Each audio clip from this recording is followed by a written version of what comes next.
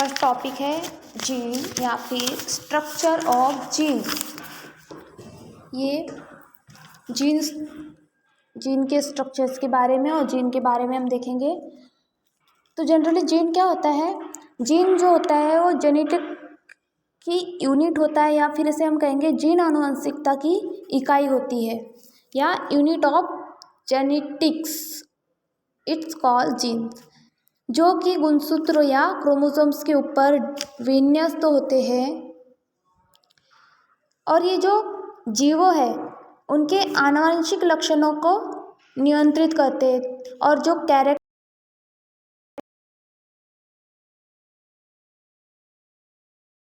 है उन्हें ट्रांसफर की क्रिया को निर्धारित करते हैं।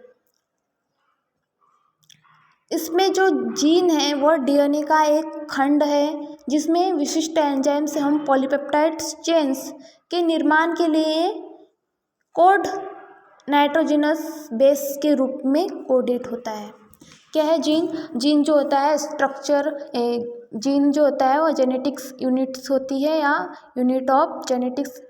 इट्स कॉल्ड जीन्स कहलाते हैं, जो कि गुणसूत्रों के ऊपर विन्यस्त होते हैं। और ये जीवों में जो आनुवंशिक लक्षण है या जेनेटिकली कैरेक्टर है उन्हें एक पीढ़ी से दूसरी पीढ़ी में ये ट्रांसफ़र करने का काम करते हैं।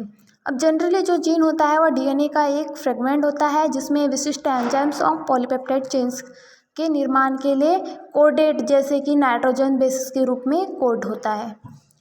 अब हम देखेंगे chemical natures of gene. Gene का केमिकल नेचर्स क्या होता है?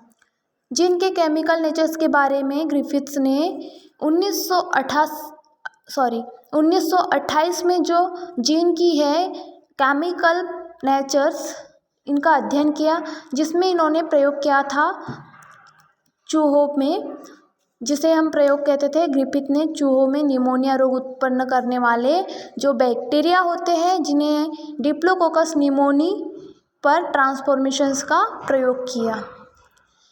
यह जो बैक्टीरिया होते हैं वो कैप्सुलेटेड होते हैं और ट्रांसफॉर्मेशन के प्रयोग के आधार पर उन्होंने बताया था कि इस प्रक्रिया में स्थानांतरित होने वाला मुख्य पदार्थ या ट्रांसफॉर्मिंग मटेरियल क्या होता है? डीएनए होता है। डीएनए की पहचान से वो जो स्पष्ट हो गया था कि जो आनुवांशिक पदार्थ है या जेनेटिक मटेरियल है वो एक न्यूक्लिक एसिड है या नाभिकीय अम्ल है। इसके बाद में ट्रांजिशंस के प्रयोग किए गए जिससे जेनेटिक मटेरियल डीएनए के रूप में होने की पुष्टि हो गई। फिर इससे स्पष्ट हो गया कि जो डीएनए है वह डीएनए एवं गुणसूत्र की आनुवांशिकता के केमिकल एवं भौतिक आधार है, और जो गुणसूत्र है वह गुणसूत्र ही आनुवंशिक इकाइयों या जीन के वाहक या फिर कैरियर ऑफ जीन्स का कार्य करते हैं।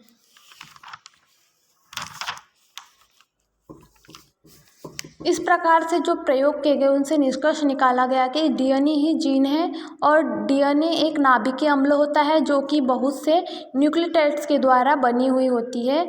और डीएनए जो होता है वह डबल स्ट्रैंडेड होगा या 2 स्ट्रैंड युक्त होता है। डीएनए के जो प्रमुख संरचनात्मक घटक होते हैं वो जैसे डीएनए में एडेनिन, थाइमिन, ग्वानिन, साइटोसिन, ये नाइट्रोजन बेसेस प्रेजेंट होते हैं।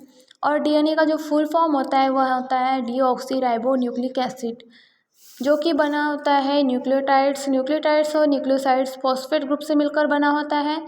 इसमें नाइट्रोजन बेस और डीऑक्सी राइबोस शुगर पाई जाती है।